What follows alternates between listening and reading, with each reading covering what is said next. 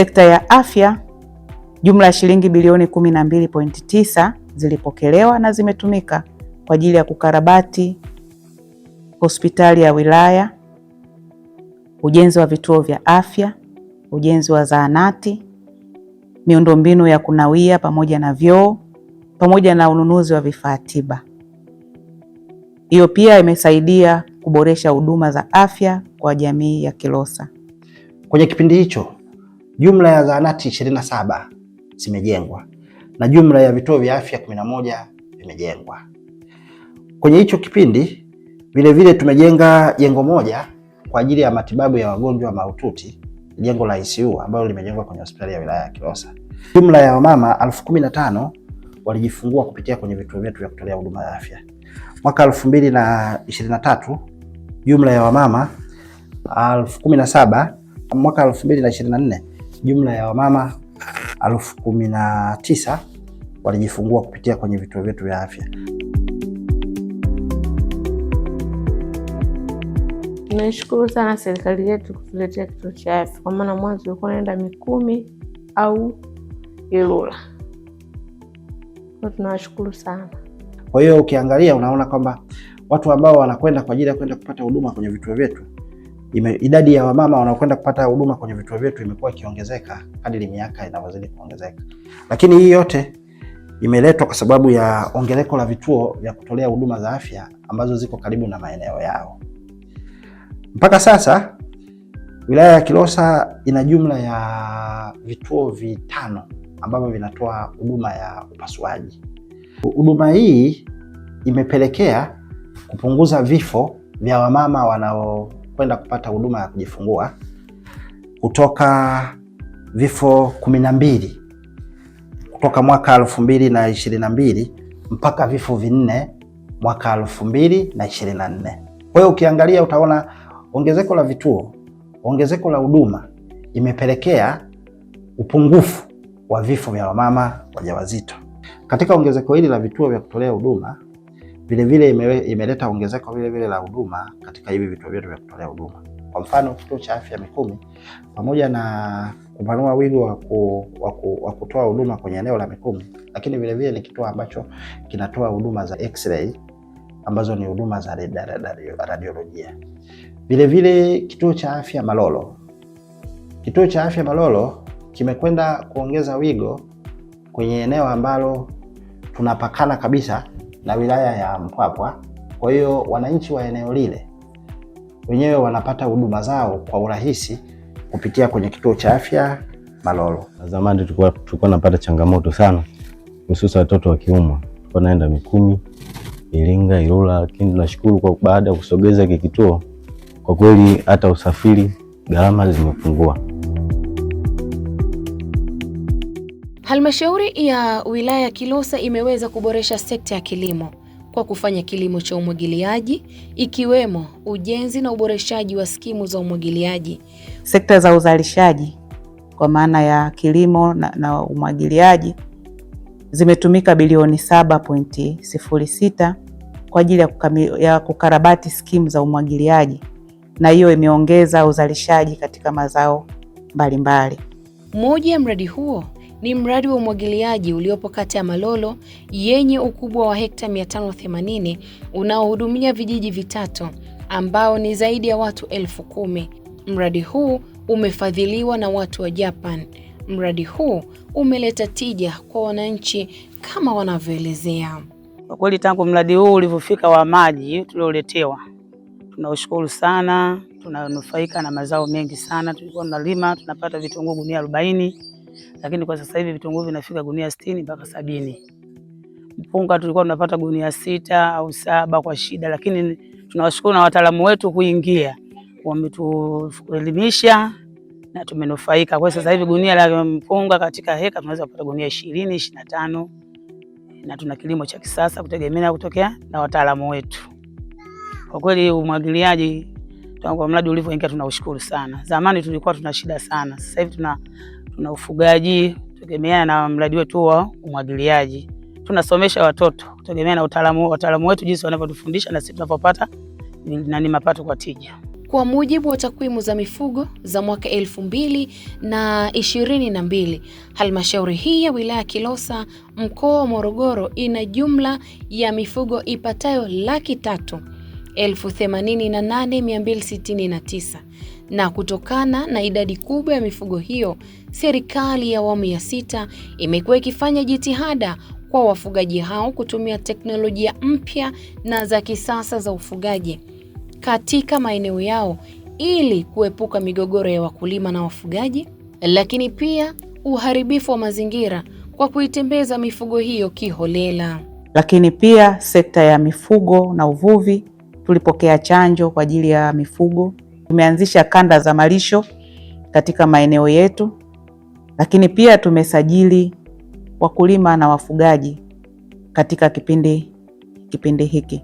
Cha kwanza tumeendelea na hili zoezi la udhibiti wa magonjwa yatokanayo na mifugo, ambapo tunaendelea kutekeleza hili zoezi la chanjo. Kabla ya zoezi hili tulikuwa tunachanja katika maeneo mbalimbali. Kuna zoezi hili la kampeni ya chanjo na utambuzi wa mifugo kitaifa, ambao hata katika wilaya yetu ya Kilosa tunamtekeleza. Tumechanja baadhi ya maeneo mbalimbali, kata mbalimbali, na bado tunaendelea kuchanja, ambako mpaka sasa tayari tumesha chanja zaidi ya ng'ombe 22,000 na zaidi. Jambo la pili ambapo tumefanikiwa katika sekta yetu ya mifugo, tumefanikiwa kuendelea kuboresha mbegu za ng'ombe wa maziwa. Lakini cha tatu ambacho tumekifanya, tumefanikiwa kuboresha miundombinu mbalimbali ya mifugo kama vile nyanda za malisho, ambapo katika eneo hili tunatoa elimu kwanza kwa wafugaji wetu ili waweze kujua umuhimu wa umiliki binafsi wa maeneo ya malisho.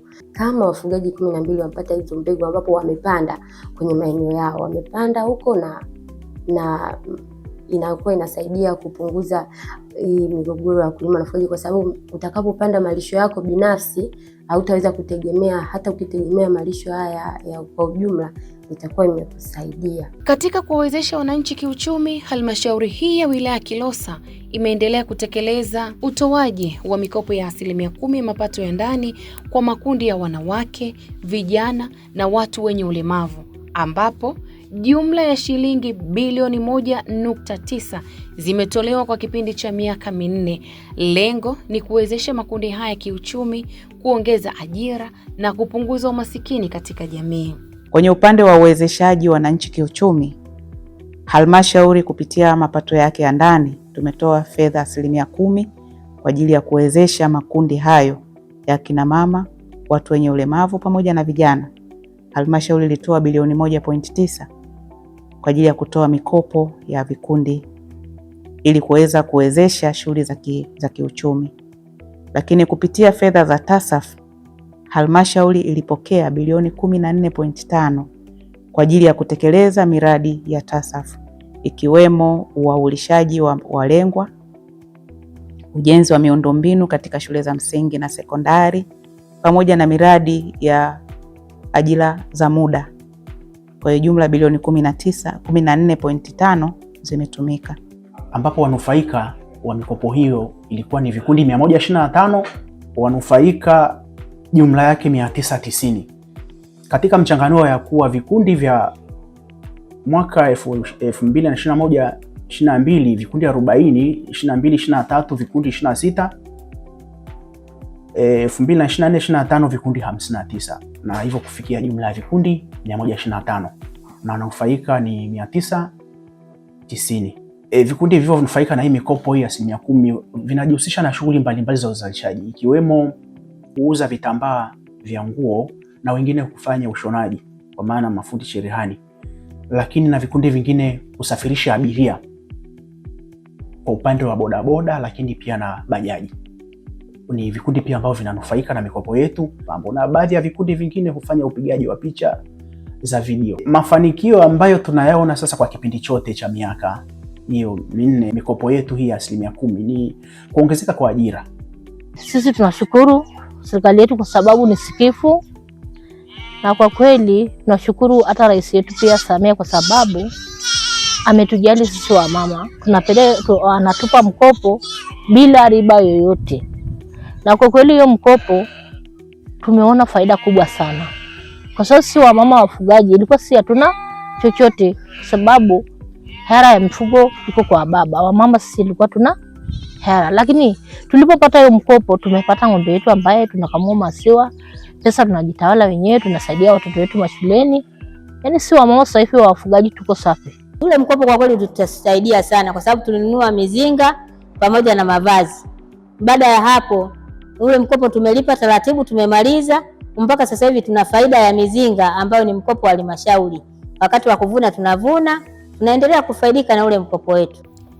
Ili kuboresha huduma mbalimbali za kijamii ikiwemo barabara, maji na umeme, taasisi za kiserikali kama vile TANESCO, RUWASA na TARURA wametekeleza miradi mbalimbali ya maendeleo ili kuhakikisha wananchi wanapata huduma bora, hususani wakazi wa vijijini, ambapo kwa sasa kumekuwa na upatikanaji wa maji safi na salama, umeme wa uhakika, pamoja na uwepo wa barabara na madaraja kwa ajili ya kurahisisha shughuli za usafiri na usafirishaji.